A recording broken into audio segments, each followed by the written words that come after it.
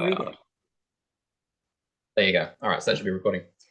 All right, so we're here today with Theresa Amato. She used to be the national campaign manager for the Greens Party in America for Ralph Nader, the Ralph Nader campaign. She's the author of my new favorite book, Grand Illusion, The Myth of Voter Choice in a Two-Party Tyranny. Yeah, so as I was saying, I absolutely love the book. You captured the issue so perfectly. As someone, running the Democratic Socialist Party here, running a minority party. Um, I think what we should make clear. I'll go into asking you what were the barriers that you faced running this kind of third party campaign, minority party campaign. I just want to point out to people should understand that multi-party democracy is democracy. If you don't have the ability to start your own party and challenge the two major parties, you can't really say you live in a democracy. Lots of countries, just because your country calls itself a democracy and holds elections. I mean, the Soviet Union, actually, you mentioned this, the Soviet Union had elections, but you could only run with the Communist Party. It was a one-party election.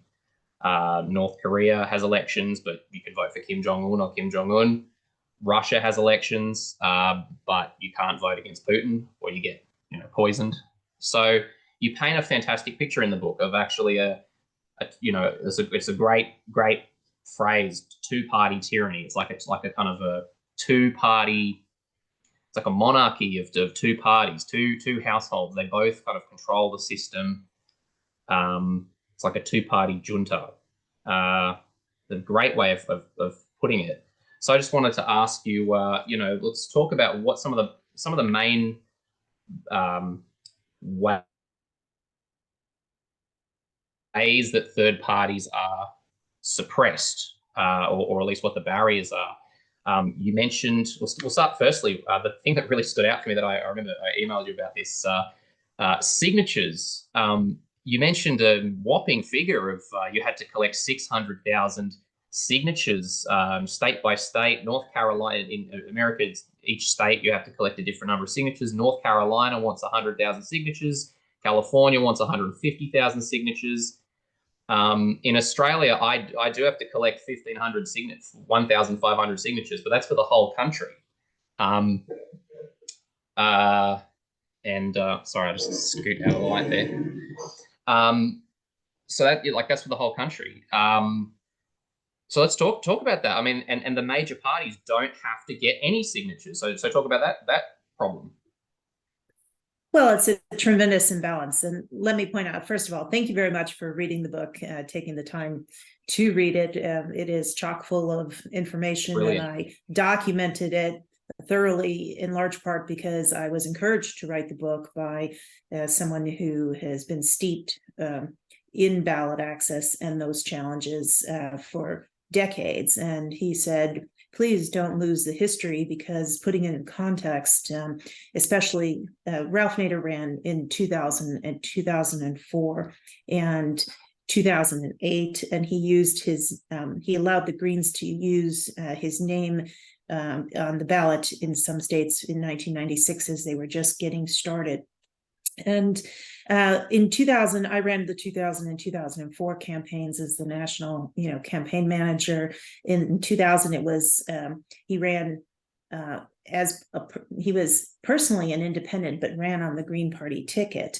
And in 2004, he ran as an independent and oftentimes used various ballot lines for different parties that had ballot lines open to be nominated on those particular ballot lines. That might sound strange, but that is what independents or even minor parties do.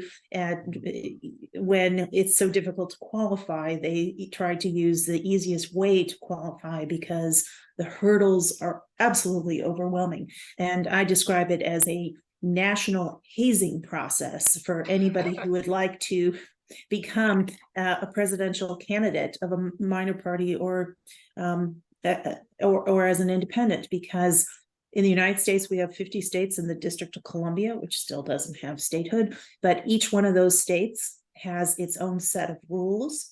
And the people who make those rules sit in the state legislatures, And as a consequence, the people who are elected to the state legislatures tend to be Democrats and Republicans, and they get to determine what everybody else must go through in order to be a candidate to create competition for their positions. Yeah. Or their political parties' top positions at the federal level. So they control at the state level those numbers you mentioned. You mentioned an aggregate number, which the numbers you mentioned are accurate at the time I wrote the book. It was published in 2009. Some of the states, including North Carolina, have updated their rolls. Nonetheless, overall, it's still that volume of signatures, plus or minus, a few 20,000 here or there, but that's valid signatures. So I need to point out the importance of that you have to collect in some states. Some states have very reasonable 1,000 signatures, something like that, which you have for all of Australia. But yeah, well, that's that. I was blown away. Yeah. 1,000 signatures might seem reasonable for a small state with not so many populated areas. If you're standing in the middle of Wyoming, they have more than 1,000. But it's difficult to find a lot of intersections where you couldn't actually collect these kinds of signatures. To explain, because people may find this shocking, that in the 21st century, the United States of America still requires presidential candidates to have petition signature collectors go from state to state, or within the state, they have to collect these signatures by, approaching people on the street, standing on a corner with a clipboard.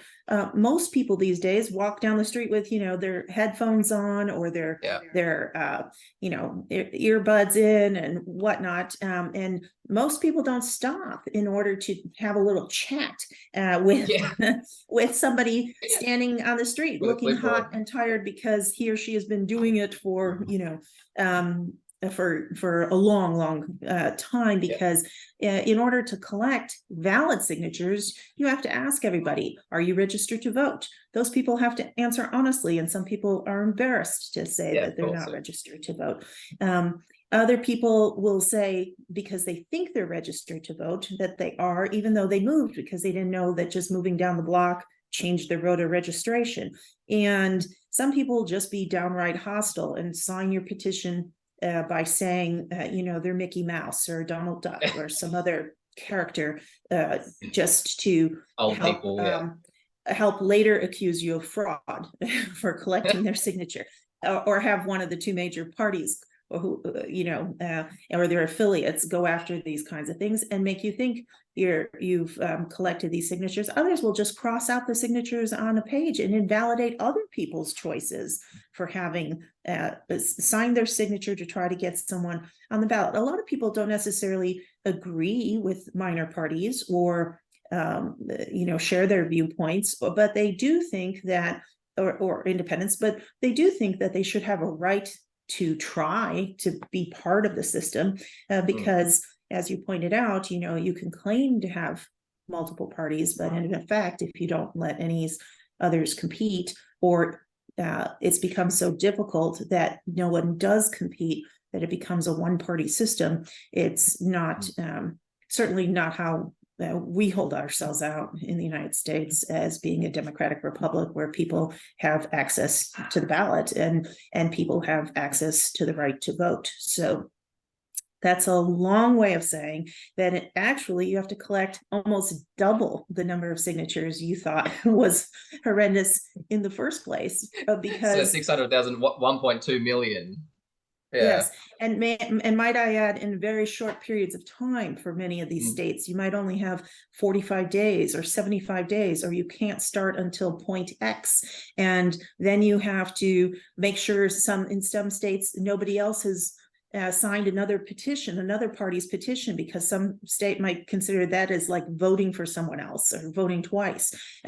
Or you have to make sure you collect it from somebody who didn't already vote in a primary for one of the two major parties. And so it's the curly cues and the aggregate level of complications in order to know the rules for each state is unfathomable.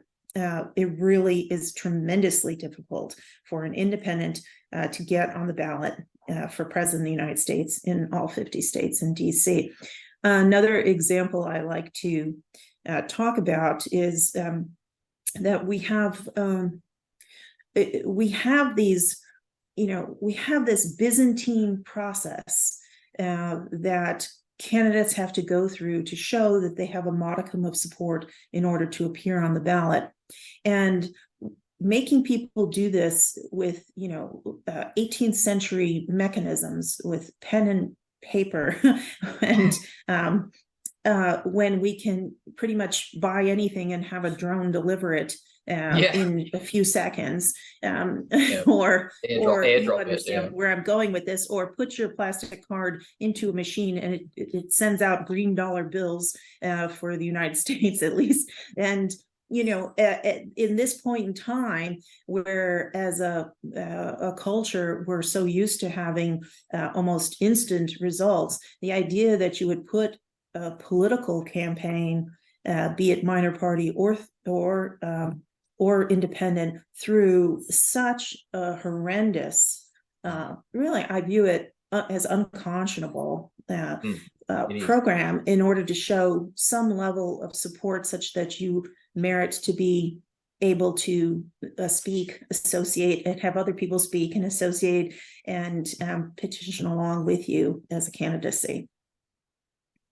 Yeah, I mean, you're a very educated person. What about if it was a poor person or an immigrant, someone with a language barrier who, there's also a kind of a class thing is how, even if you're very highly educated and you can't work your way through this very complex process, how can you say, you said in the book, the national myth that anyone can grow up to be president, or in Australia, anyone can be prime minister. But actually, if you're like working class person or immigrant who doesn't speak very good English or something, but you want to run, if you wanted to get involved or want to run for president, how are you going to go through such a complex process? You said you got lawsuits over this, so tell me about that. You were in court, so that we talk about signatures, and you said in the book, if you ever tried to circulate greeting cards among friends or something like that, you understand like a millionth of how hard this is. And if you don't get the signatures perfectly right, you got lawsuits because like a signature was slightly wrong or something like that. Talk about that, the lawsuits you went through. Well, it's a process. It's in some states, it's really considered political sport for people to try to get their competition knocked off the ballot, right? And it is it's been taken to such an extreme. How it runs is as follows. First, in many states, you have partisan administration of the elections. The person who's the head of the election board can be also one of the two major party chairs for their campaigns in those states. And so it's incredibly important that we move to a nonpartisan system of administration of the elections, because what happens is that it's possible in many cases where one of the competitors does not want another competitor to appear on the ballot, they will file an objection to the petitions that have been submitted, and they will say that these signatures don't qualify. Or the state itself might say, I'm sorry, you didn't make the minimum count, you're not qualified, or we're going to take a sample of your signatures and to try to determine if you even have a chance of making the minimal count of being qualified. And what that entails then is having each signature on the petition pages, and some states require petitions to be notarized. Some require, could require it to be the color pink, the form that they hand out. You have to pay 10 cents per form or something. So that's like that'd be like millions of dollars just to buy the forms. You have standardized forms from the government you have to buy. Well, they give those, but some campaigns do spend quite a bit of money to make sure that legal eyes have gone over the petition, the face of the petition, because there's nothing worse than spending a lot of human resource time to collect signatures only to find you didn't do the petition correctly. And the petitions are not self-evident. Some states don't have a petition that they give out, so then you're forced to create it yourself, and then you have to navigate their rules. Often they don't even understand their own rules or don't want to talk about it because they don't want to be held responsible in the state for having given out the wrong rules. So some states, for example, you have to put every single elector, because we have this unique feature called the Electoral College, and the electors are actually voting for the candidate that wins the popular vote. Theoretically, there's all kinds of issues with respect to that. We'll talk about the Electoral College later. So it's not by in America, just for people who don't know, in America, like in Australia or Europe, UK, in America, votes are not counted by population; they're counted by state. So that's another huge problem. The Electoral College. I mean, you should probably scrap. A lot of people talk about scrap, but and it's winner take all too. So except for 2 states that have divided it by their internal districts, but yes, it's first past the post, winner take all. So if you live in a state where 49% of the votes went to one candidate and 51% went to the other, all the votes that count in the Electoral College go to the one who had 51%. So that's also problematic, because then people live in states where they aren't represented routinely, and if they're not going to have a chance to vote, or it's not considered competitive because the districts have been gerrymandered, or the districts have been drawn to favor one party or another repeatedly. Oftentimes people don't even run on the other party, so you don't have any choice because there's only one person running. Now that's for lower offices, or federal offices, but not for president. Of course, there are people running nationwide for the president. But that's another thing, is that your vice presidential pick has to be on the face of the petition in many states, and they have certain unique requirements about how you can identify yourself. So if you're an independent and you call yourself, independent or independent party, but they don't allow you to call yourself independent party, you have to say you're unaffiliated, or you have to know whatever the nomenclature is. There are specifics for every single one of these petitions. They differ from state to state. That just creating the petition itself or getting them from the government can create problems. But most importantly, the volume of the signatures required to be collected and then verified are quite a bit. Now, getting back to your question about the lawsuits. So that's juicy. That was juicy stuff. Yes, well, it's no fun waking up every other week and getting a summons to appear in court to defend your, signatures. Or I felt like I was reading a thriller, reading your book. I thought I was reading like Suits, or like that TV show. So Suits, like constant lawsuits, constant battles. Yeah, sometimes the candidates open their rallies with, I'm here, I see there's a summons server and I'm accepting suit for another, a summons for another lawsuit, because there was such an unprecedented campaign waged by the Democrats and their affiliates to remove Ralph from being on the ballot in 2004, because they worried that he would hold the balance of power in terms of who would win that particular state. And this was based, of course, on 2000, when there was the narrow difference between George W. Bush and Al Gore Jr., and it was a difference of 537 votes at that time. Because Ralph received more than 97,000 votes, and was the candidate who received the most, they decided to make a meme that it was Ralph's fault that Gore lost his election, without explaining to everyone, because it's difficult to do when there's a meme out there, right? That actually every single candidate, there were 10 candidates for president on the ballot in Florida in 2000. And that includes the Republican Democrats, but all 8 minor party candidates received more than 537 votes. So it's just absurd to say that the because Libertarian Party, for example. Right, you might be the difference. Well, all of those candidates were the difference. What are we going to say? Nobody else except for the 2 parties can run. And and that's very, very unacceptable. Tyrannical. Right. It's absolutely unacceptable. So of course, in that particular scenario, there were many other factors. There are factors including how the voting rolls had been purged, ballots not received in time for, the military, ballots that, certain counties, ballots that were designed poorly. And so people who really wanted to vote for Gore were actually voting for Pat Buchanan instead by accident. Who was he? He was another major, another minor party candidate running on the reform ticket from Ralph Perot's time.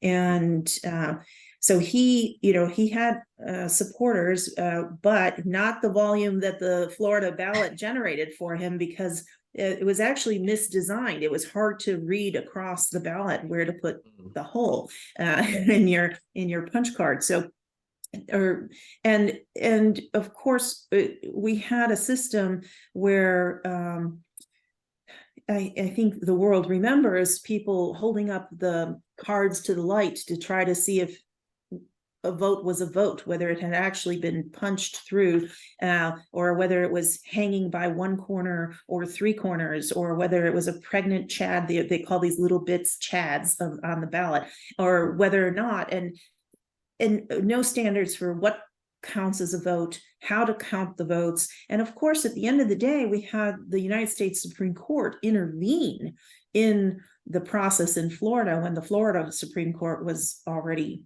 had an agenda, the United States Supreme Court said, no, it was going to stop. And so to blame one minor party candidate because he happened to get more votes than the other minor party candidates, and the difference between these 2 candidates, who, by the way, had all the perks of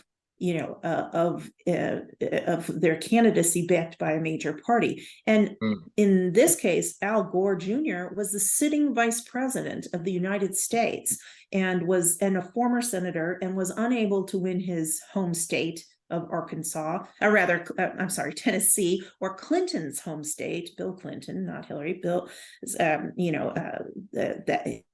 Clinton at the time.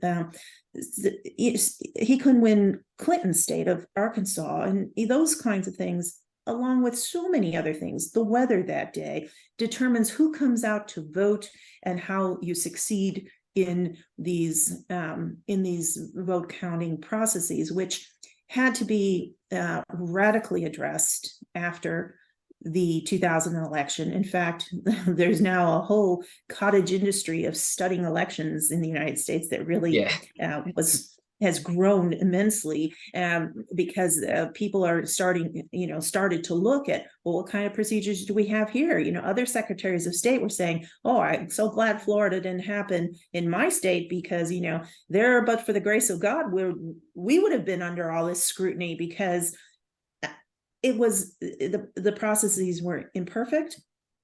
The regulations were not there in often cases. What counts, what triggers a recount, what counts, and how should it be counted? And that's a whole nother field we should probably touch upon, because the Florida situation, people will remember that. But after that, we actually had to pass a piece of national legislation in the United States called Help America Vote Act. Now, if that on its face doesn't indicate the state of affairs, I don't know what does. And so when we had to talk about provisional ballots, because the voter rolls were so bad and people were told to go home and they didn't cast a vote, We had a lot of homework to do as a country to help what I call the whole field of election perfection. But even if you had the most perfectly run elections where every vote was counted and everything went smoothly, etc., it still doesn't account for not allowing other voices and other choices to be on the ballot in the first place. And that's where a lot of work has to be done in the United States. And how we allocate votes, how we maximize voter choice are fields that need to be worked on in between elections every day. And we should be very clear that the big parties don't have to jump through any of these hoops. They don't have to get signatures because they already have they have status already in many places, or what they have to collect is so de minimis, it's laughable in comparison to what the third parties and independent candidates have to collect.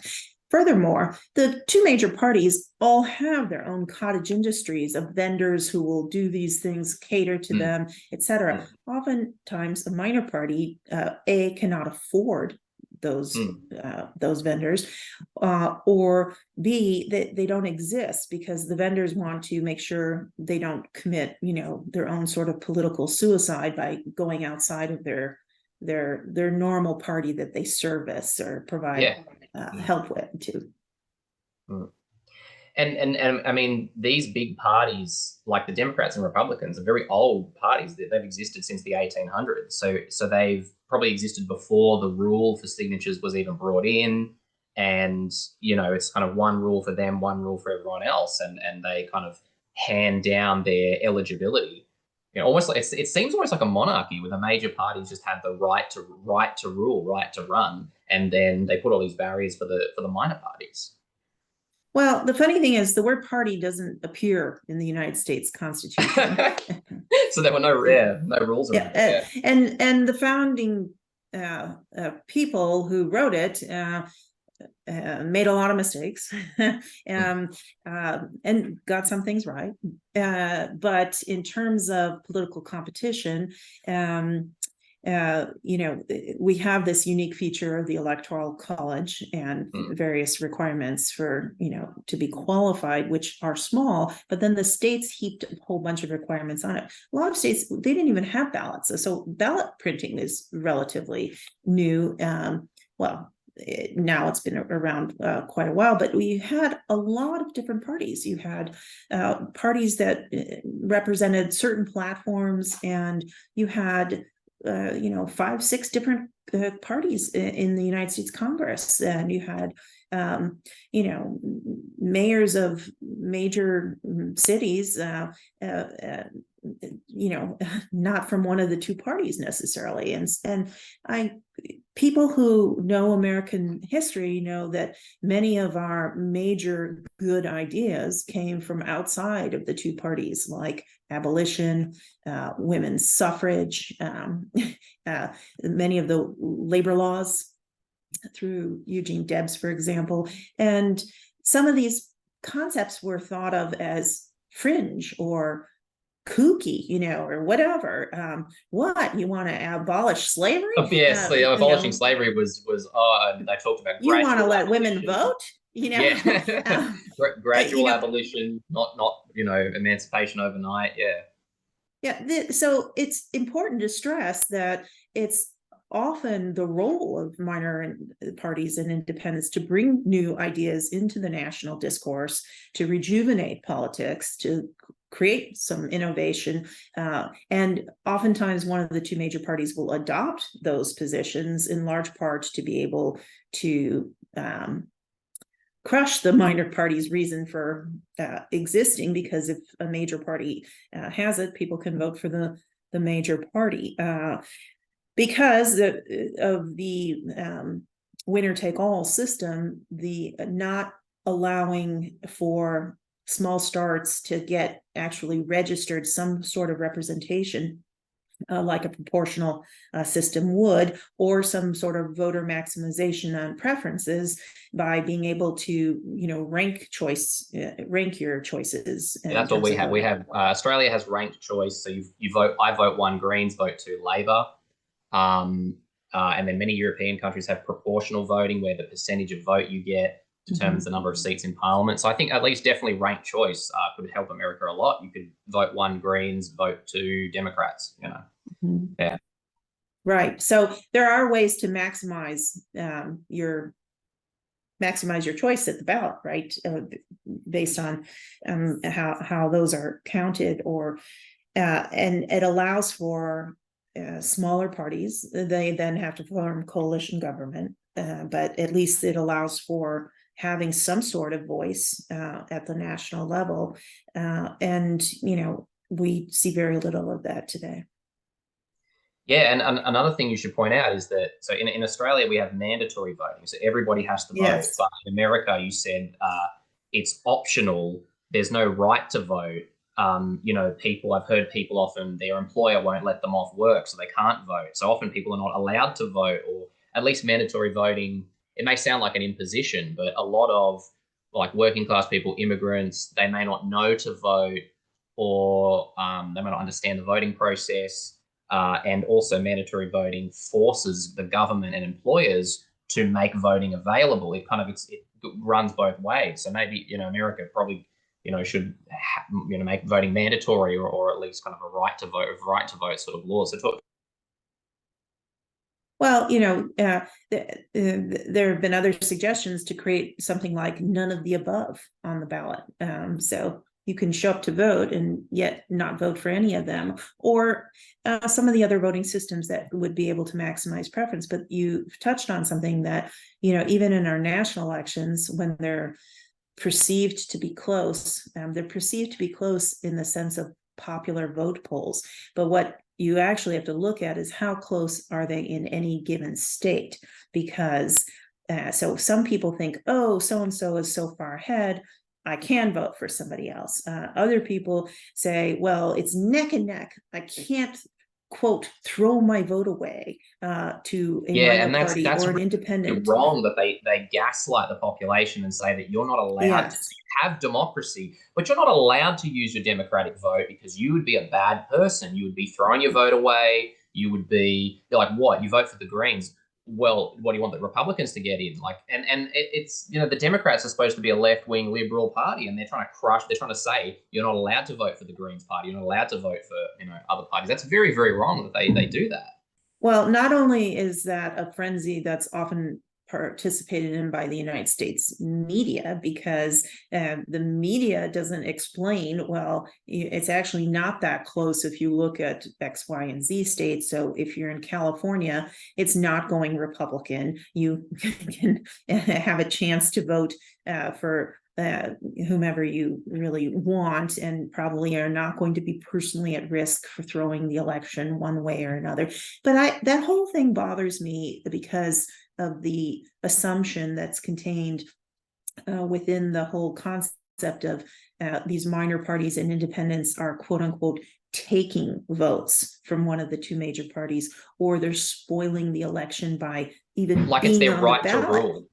Like, how dare you even, you know, be on the ballot or present your ideas? So as if, though, that one of the two major parties are entitled to all of these votes, and that's the beginning assumption. And so we're just carving out who is entitled to these votes, and nobody else can apply for that job. It's like a monarchy. They had this kind of imperious, kingly kind of attitude, as if like it's like their fiefdom. The blue states belong to the Democrats. The red states belong to the Republicans. This is our fiefdom. This is your fiefdom. We have the right to your vote. Like they don't, you know, you don't have a choice. Ridiculous. And it creates a system where, you know, in the purple states, where there's quote unquote going to be some sort of competition, and those are getting far and few between, that, you know, then candidates will spend all their time going to those states. They'll pick up your dry cleaning. I'm sort of just joking, just to make so much retail politics in those states, whereas you know, other states are ignored unless they happen to contain several zip codes that are very wealthy, and the candidates go there only for the fundraising.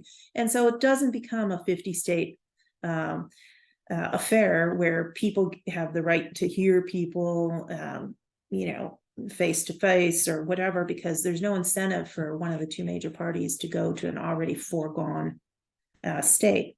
However, this is very problematic because we need to have more people learn those arguments in one party or another, or in third parties or minor parties, I like to say, and independence, because it should be a 50-state effort. And I know that Ralph made it a 50-state effort. And so when people say, oh, don't campaign over there, or don't go there, or don't you dare try to come into this state and, earn votes, we didn't heed any of that, because he set out to go to all 50 states and did. And That's to what you show should respect do. That's talking to for the the voters. Yeah. Mm. Yeah. And other people who, when they perceive the national election to be so close, want people to drop out. Well, what kind of candidate drops out? And having secured, I just went through how difficult it was to get on the ballot in these places. After all that effort, all those volunteers, all those donors in the state, all those, meetings and campaign rallies, and all the people who worked their hearts out to put an alternative, choice on the ballot, what are you going to do? Drop out? Who does that? It's unbecoming, to say the least. The arrogant mentality that you get, even from the Democrats, that like major parties, the arrogance that they can command a minority party to step out of the race. It just speaks to their mentality. So, there you go. No, I think. Just move on to the next question. Sorry, I didn't it glitched. hear you. Sorry, it glitched. Okay, yeah. Got it. So if people understood the kind of effort it takes to run one of these campaigns, an alternative campaign, they would not say the kinds of things they do about people who get themselves out there and want to put substantive issues on the table for discussion, that are often buried because either the two parties agree, the two major parties agree, or nobody wants to touch a particular topic with a 10-foot pole. And so it takes someone else to bring those issues up. And in order to even have that kind of right to speak, and you have to go through this incredible hazing process. But then what happens later in the election cycle, and these are long election cycles, you are then deprived of having access to the platform where most Americans will, see the candidates and start evaluating them for the first time in the presidential debates. And there is a nonprofit organization. It's private. I had no idea it was private. It's not. Yeah, it's private. I just assumed it was a government entity that did the presidential. Well, right, and most people do think or remember, the League of Women Voters ran that, but they no longer do.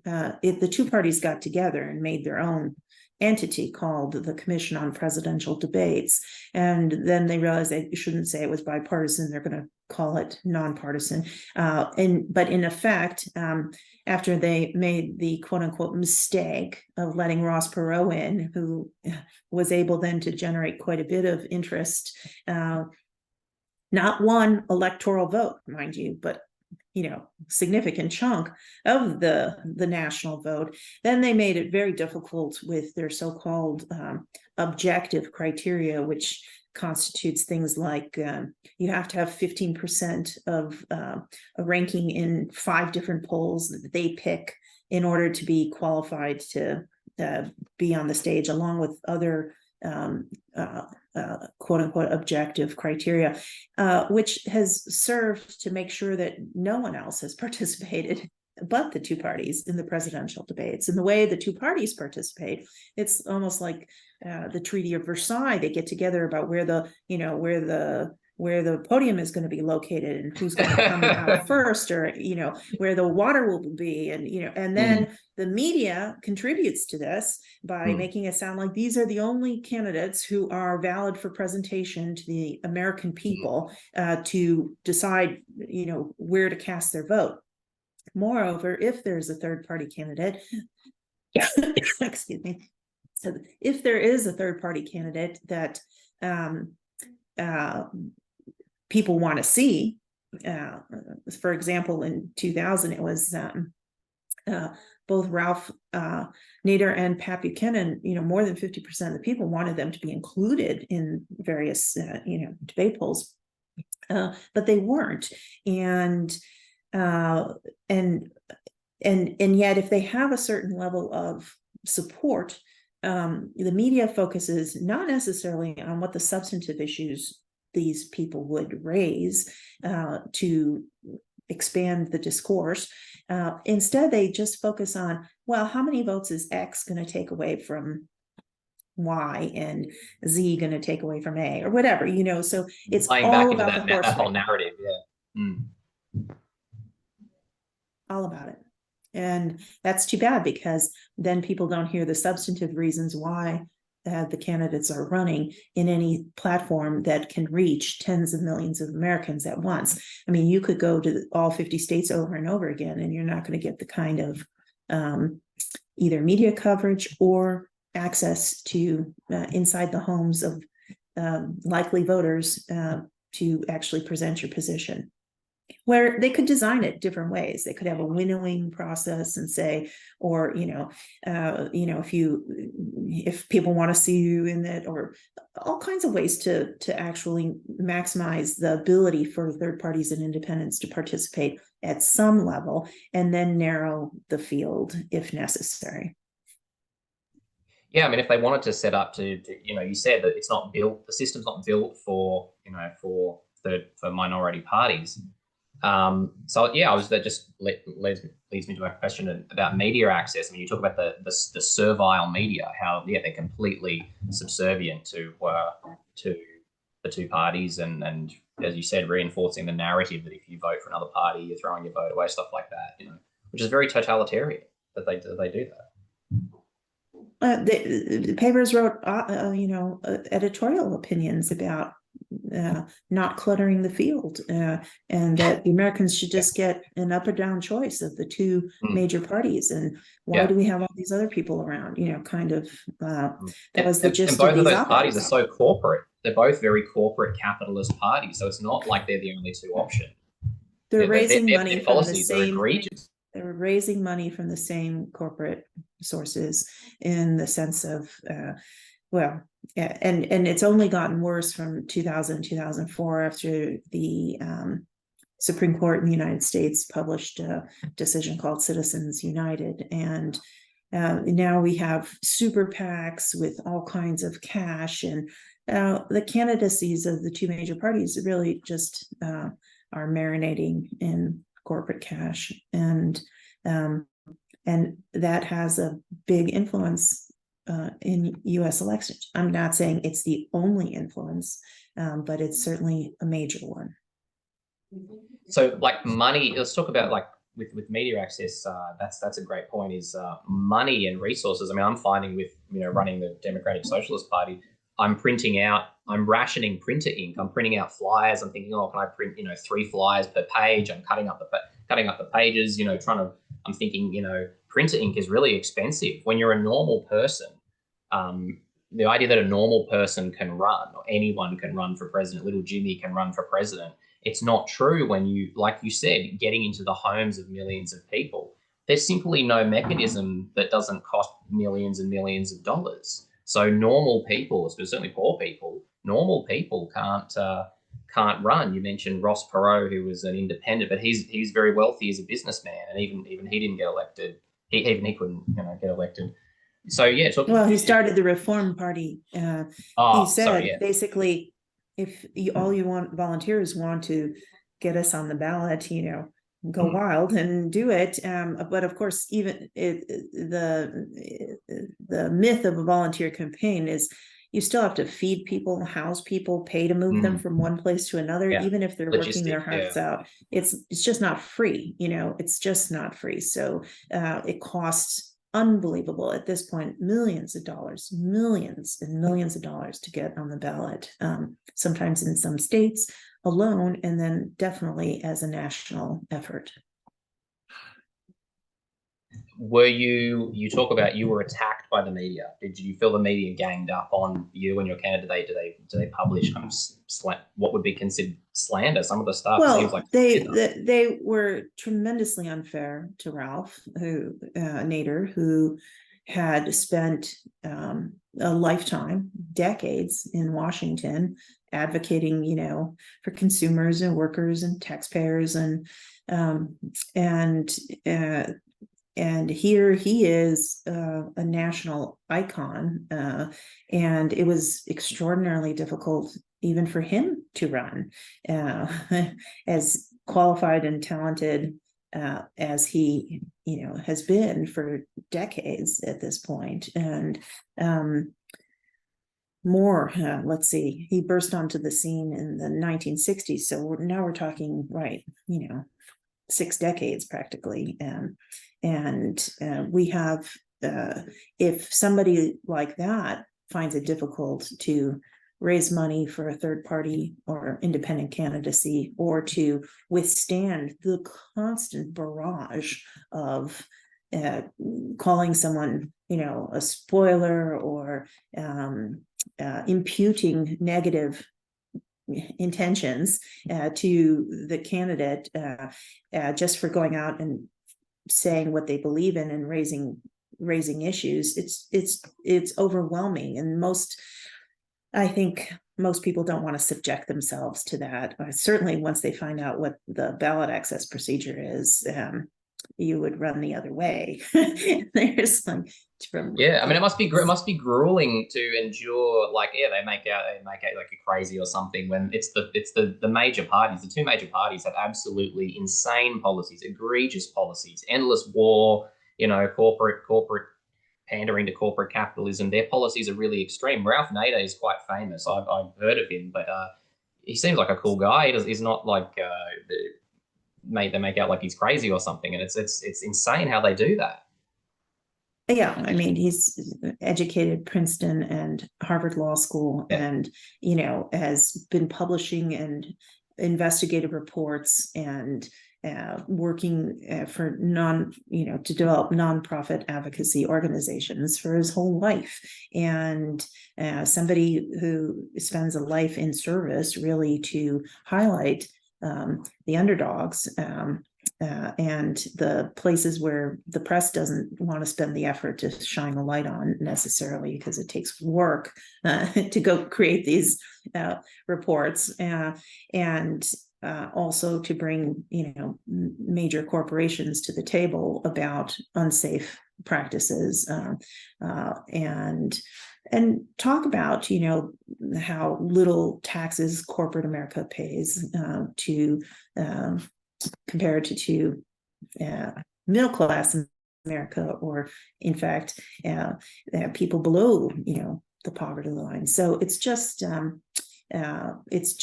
outrageous to impute all of a sudden that to tarnish his reputation, that somehow he's a spoiler, he's arrogant or vain, or this is a vanity campaign. He was already on the cover of Time magazine in the 70s. He didn't need to run for president to become known, but I do have great hope. You said, how much it costs to print a flyer and whatnot, and with the internet, that we could somehow improve the quality of our national discourse and our elections, and incorporate all of the technology we have to help that situation.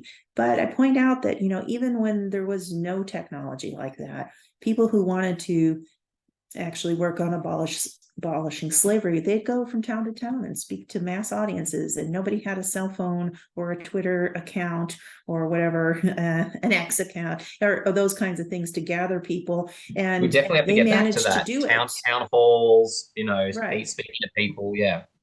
Right. So an engaged citizenry with a higher estimation of the value of their vote and their voice can do all kinds of things. And I'm hopeful that technology will actually help that.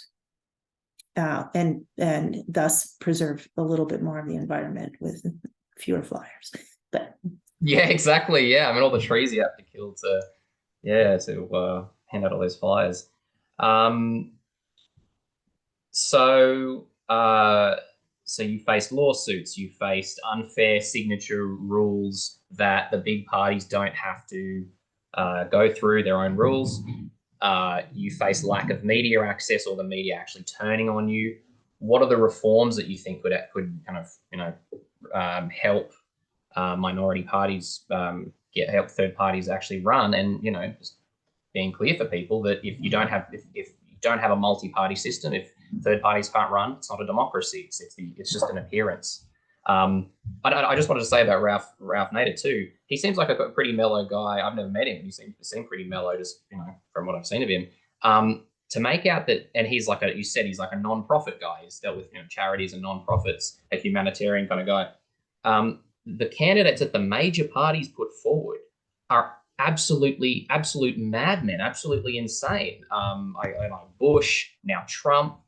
I don't know how you feel about Hillary Clinton, but she had a lot of controversy around her. I don't know, something about prisons and stuff.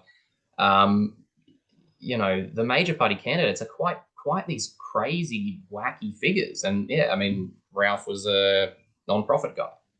I mean, I used to work with non-profits. I know non-profit people. They're social workers, charity type people. The shame of it is friends of mine that don't live in the United States looking into the US political world, somewhat mouth agape, thinking, wow, this is the best the United States can find to run for president in the United States. It has crossed my mind. The thought has crossed my mind. Yeah, but even here, it's the same in Australia. Well,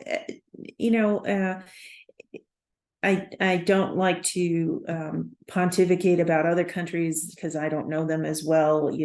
I think it's up to the citizens of each country to fix their own country first. Pontificate. What you think about no, I'm just saying because of different systems of government, things won't work the same anyway.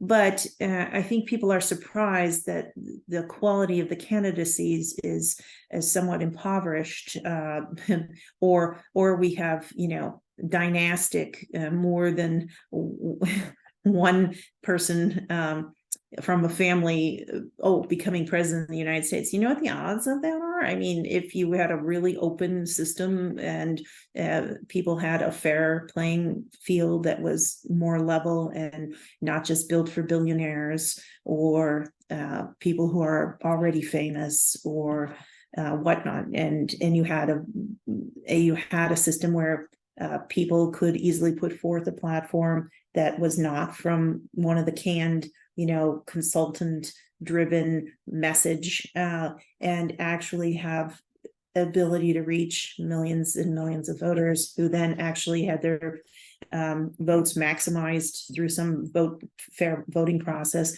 It would just be a different playing field altogether, and it would encourage innovation, rejuvenation, and much more competition.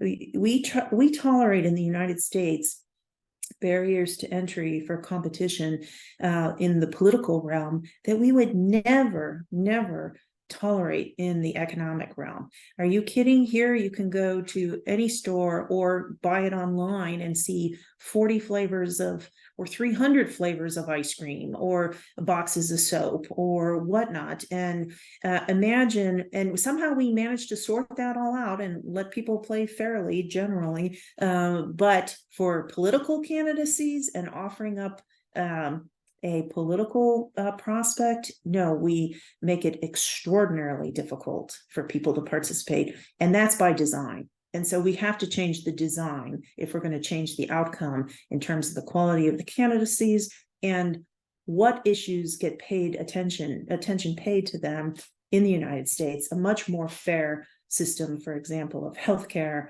of wages, of well, voting for sure, taxes, all across the board. You think of any major category that is part of your daily life, you're not going to be able to improve on that until we improve the standard bearers for who is eligible for getting a vote or being able to participate. It's a great comparison to corporate monopolies, because I mean, yeah, we have anti-monopoly laws, like trust busting. It sounds like we need trust busting for the kind of party equivalent of breaking up these big monopoly parties. Well, definitely need a better, fewer barriers to entry. Let's put it that way for competition, because so many of these positions are non-competitive. For example, we have an incredibly non-competitive Congress, at the federal level, and there are great organizations that work on this, and I should mention a few of them, like Fair Vote, for example, works on this. An organization I participate in is called the Center for Competitive Democracy. Other organizations that have work on these issues, or people who work on these issues between the elections. People are spending more time writing books about how we can come up with better systems. There are more people teaching election law in law schools for people to understand the laws of democracy. And I think one thing that was an outcome of the 2000 election is that there's been definitely a focus on the system, and we're not going to be able to generate better candidates until we have a better system. Yeah, that's a great point. I mean, my personal experience, I used to work in San Francisco. I knew a lot of people from the South, for example. I knew lots of Americans who are more kind of, I don't want to say conservative, say traditional, because they don't support the Republican Party. They support the Libertarian Party. So a lot of like more traditional conservative people actually prefer the Libertarian Party, would rather vote for Gary Johnson, who was the Libertarian guy, and a lot of left-wing liberals prefer the Greens. So it's like left-wing people don't really like the Democrats. Conservative people that I've met don't really like the Republicans. They really want to vote Libertarian, but again, on their side, because we've talked a lot about Democrats and Greens, on their side, they're told, oh, you can't vote for the Libertarian Party. Of course you can vote for the Libertarian Party. Go ahead, vote for the Libertarian Party. I feel like this is something that both sides can agree on, because it would benefit everybody. It would benefit whether you're more conservative, you could vote for the Libertarian Party. Or in Australia, we have the National Party, which is like a farmer party. You should be able, if you're conservative, traditional, family values, kind of Christian family values, you should be allowed to vote for a Libertarian Party or a farmer party or something like that, rural party. It benefits everyone not to be beholden to this two parties that no one likes. So.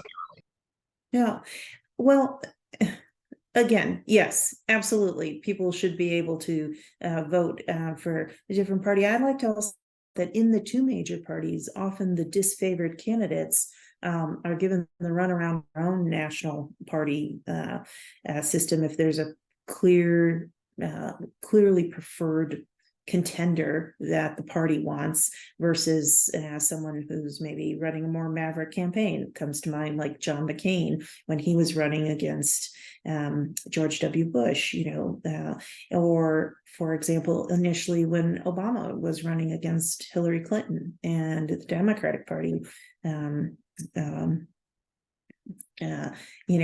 came under quite a bit of criticism or Bernie, for example, also running Bernie Sanders, for favoring one of another major competitor. And so even within the two parties, there's shenanigans on how the rules may favor the particular candidate, and the disfavored candidate doesn't get treated as well. Yeah, that's a good point. People should understand is that people will say, "We'll just run within, why don't you just join the Democrats and rise within the Democrat hierarchy?" Or in Australia, people have said, "Why don't I just join the Labor Party, rise to the Labor Party hierarchy?" No, it doesn't work like that. Firstly, a political party is like a company. It's an organization. It has a culture. It has leadership within the party. Political parties can be very dictatorial.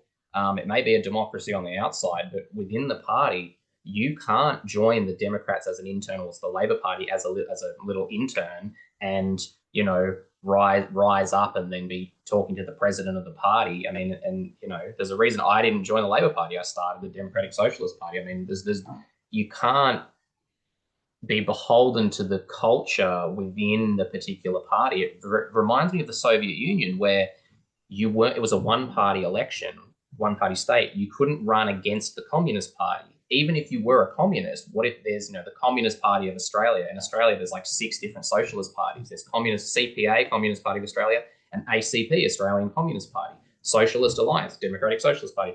There's multiple parties even in the same ideology.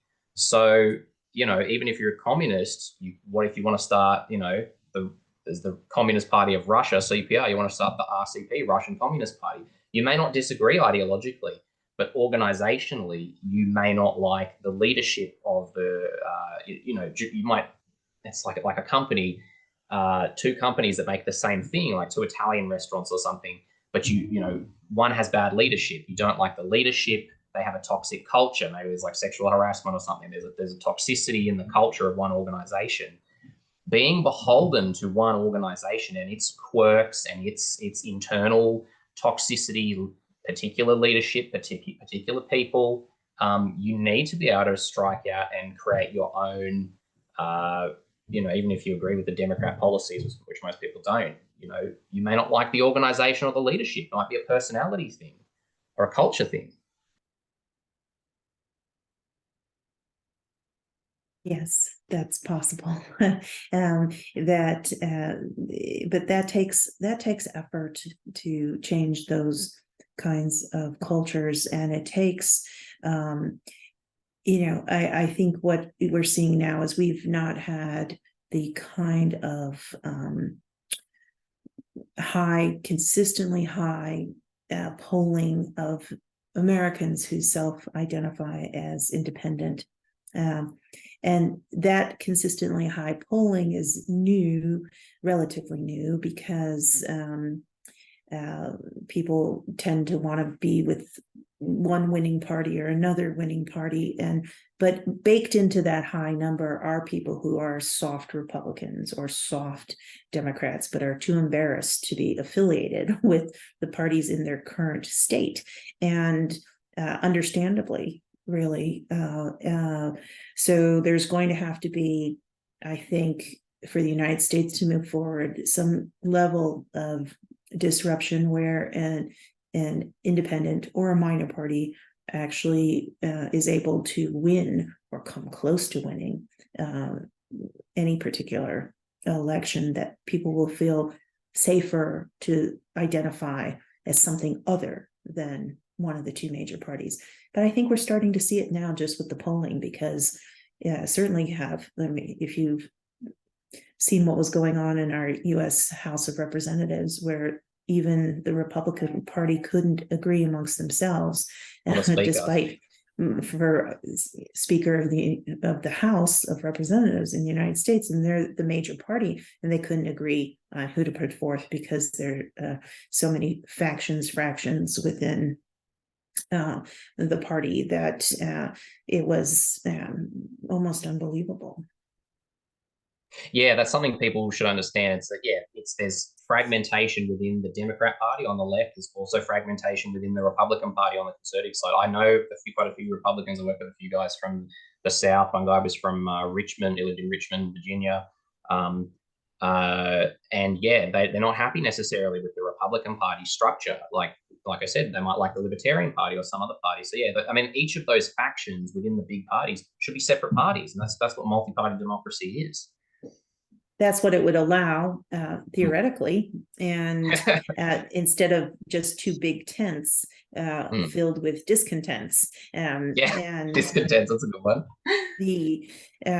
And that, I think, the United States citizenry is paying much more attention these days, in large part because we also have some high-profile candidates currently announced for the presidency that are running as independent. You'll see the nomination process of the Greens and the Libertarians also work out. So you're going to have probably at least 4 and possibly 5 if the group that's organized as No Labels puts forward a candidacy. And so you're going to have from now until election day, unlike the primaries within the two major parties, these candidates outside of the two parties will be able to continue their messages all the way up through November 2024. Yeah, fingers crossed. I am kind of glued to this US election because it's going to be a big one. If it is really Trump versus Biden again, that's pretty bad. But yeah, I'd love. Hopefully, we can see more from those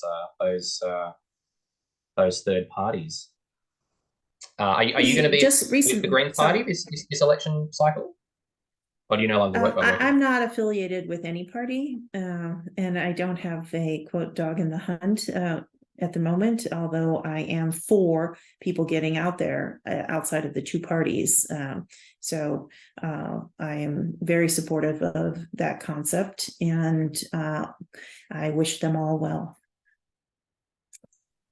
Yeah, and just to wrap up, I mean, this I've heard the phrase tactical voting.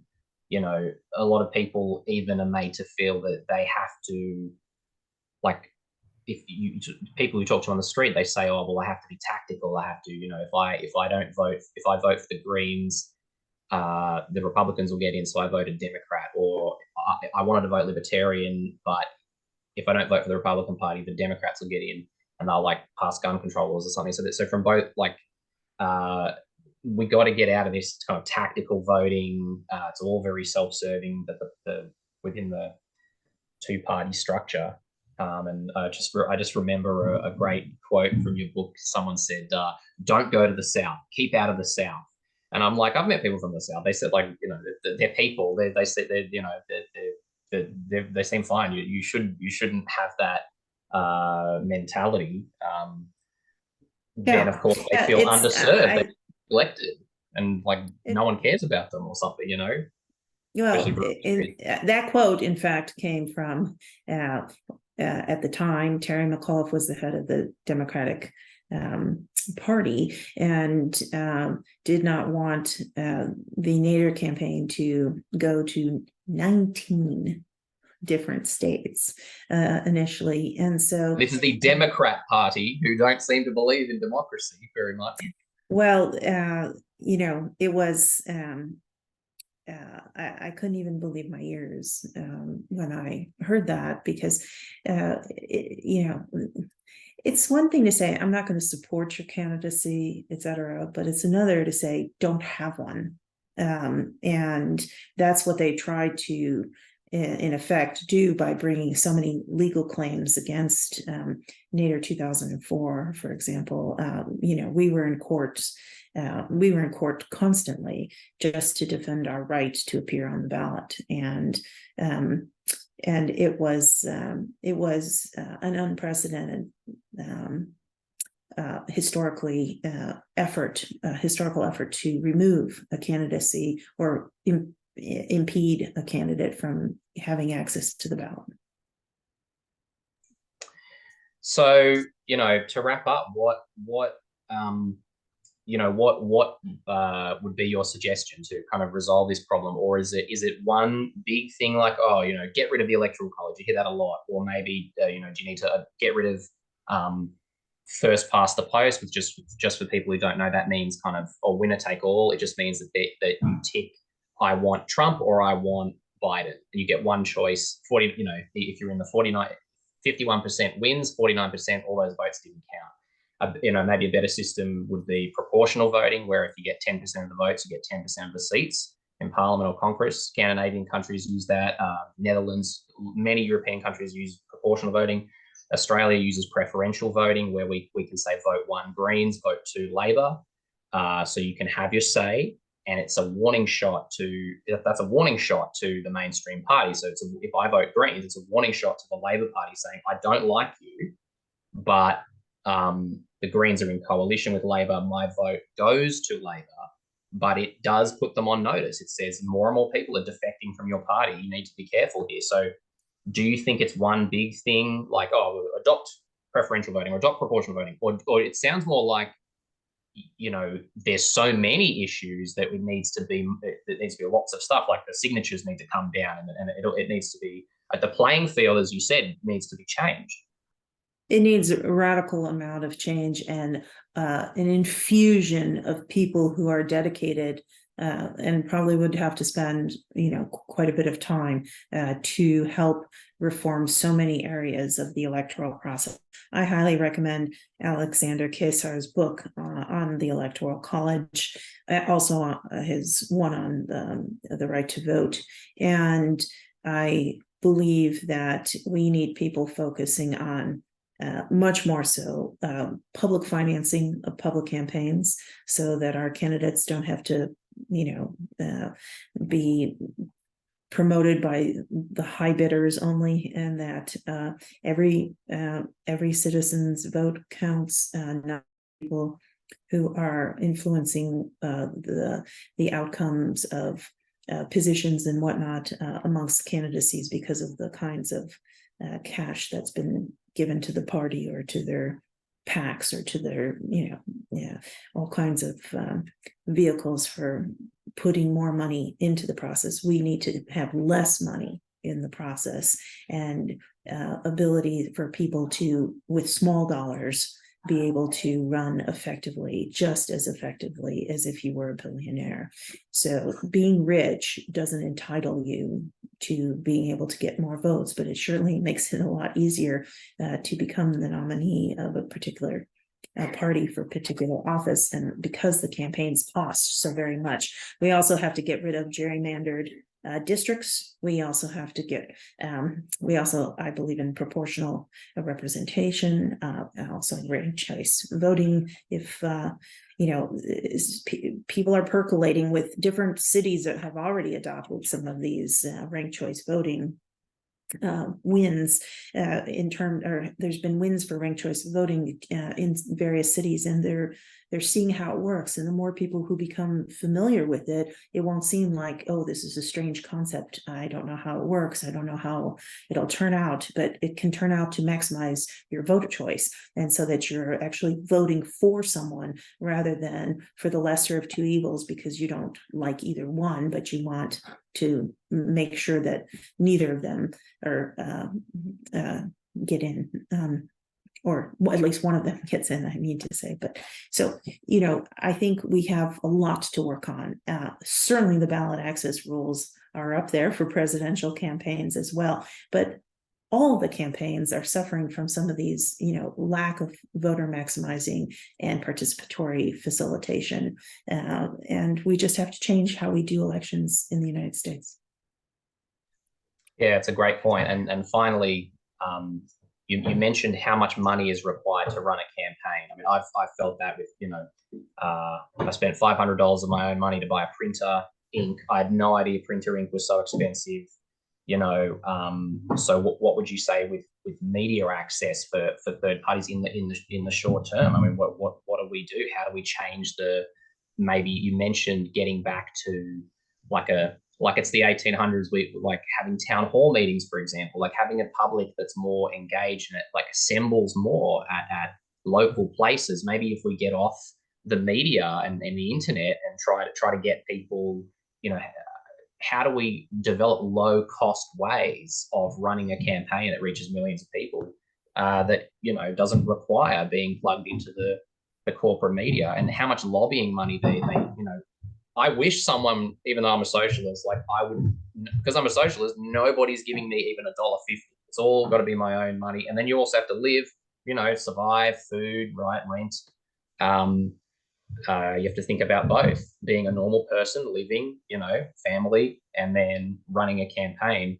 How, what do third parties do, or how do we change it so that you can be a normal person and run? People always say, why don't normal people just run? Why don't I want like a normal, like a family man or a working class guy or something, but working class people can't run. There's a huge class system, preventing any kind of, even middle class, like working class, middle class people. It's a professional caste of people, like a political caste who are involved in this, in the electoral system, because of how much money it takes to run a campaign. How do we decrease the cost? How do we decrease that? Well, one way is public financing of public campaigns. I mean, that's the answer to that, really. And the Is that like a scholarship that is given to no, it's small just parties? Like, it's just the government paying for the election and giving everyone a certain amount of money to be able to run, writing the rules so that you can pay yourself as a candidate. So because most people can't afford to lose their job, so they need some sort of income to replace that. And there are other countries, that give amounts, of money to help grow alternative parties. That could be tried as well.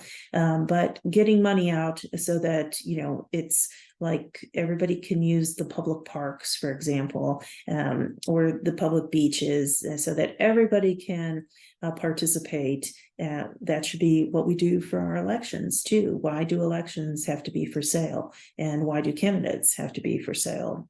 We should be able to have a system where we can have the money taken out of the message. And as you said, we could look at other things. Now, the internet has made everybody content creator, whatever. I don't necessarily. Yeah, it's not my preference. I mean, the I nomenclature. work with nonprofits. But you know what's not a nonprofit crowd, charity, social word work. of mouth. Word of mouth. Word of mouth is cheap. It's free, and certainly that's what was used in the past to get major things accomplished, major legislation passed in the United States. And people who use their put themselves either in the street or in front of a megaphone and explain that, look, we have to change things. And people who write letters or op-eds or get their voice out there, because we definitely need different perspectives coming into our major papers. And major papers are then picked up by radio shows, which are picked up by the television shows and all of that, and the daily news cycle. So different voices have to be able to get into those places much more easily, because it doesn't cost a lot of money to write 650 words. It just takes an idea and then submitting those ideas to the media so that it gets some airtime and different voices, and not just the paid commentators on the air. And lastly of all, do you think with media, I just was thinking, do you think maybe like socialized, like public media, like getting rid of, maybe even banning private corporate media, making media not privately owned, and have it more public broadcasting? Like maybe there should be a channel dedicated to political, like third party candidates, and then with public funding, and that could level the playing. The public in the United States owns the airwaves, and it's a public common. However, it's controlled by others. So there should or could be easily a certain amount of time dedicated for other voices to be able to use those airwaves as a condition of the corporate commercial voices using it. And so there could be free airtime, and there should be free airtime and access for different voices. And I think that's long overdue. But I also think that not enough people are taking advantage of even the channels that exist now that could be contributing their voice. I'd like to make a plug for another organization called the Op-Ed Project, which is trying to change who writes history by including more people in the conversation and dialogue, by teaching people how to write op-eds and get their voices heard. And so I think it's pursuing a great mission to help diversify the people who get heard. And it's not just the same talking heads over and over again saying oftentimes the patter of one of the two major parties. Yeah, that's a great point. I've heard of Run for Something. There's organizations like that. If there's any, to wrap up, if there's any other organizations that do that sort of thing you want to plug, people. Well, I think I've sprinkled a few in throughout, but there's lots of ways to see and to be able to connect with these organizations. Some of them who are, really looking for people who are going to go out and help do things, people who are going to contribute through their volunteer efforts, people who are going to contribute through their donations, people are going to contribute by maximizing their other people's knowledge of these organizations, and we have to self-educate. In the United States, we were famous for Alexis de Tocqueville coming to observe us from France. Yeah, I've heard.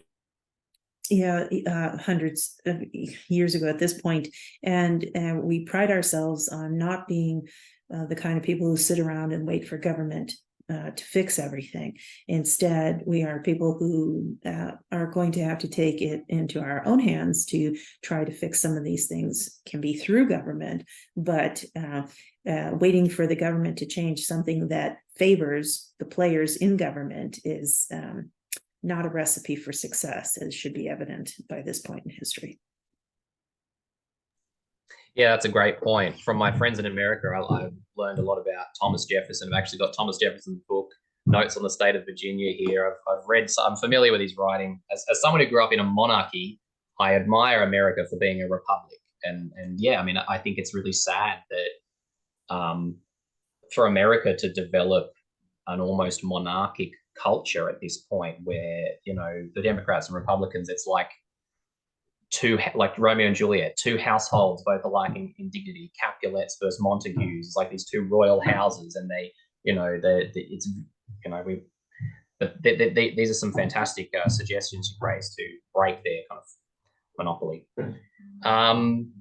Yeah, so unless you have anything else to say, I'm happy to let you go. It's been a fantastic conversation. Thank you.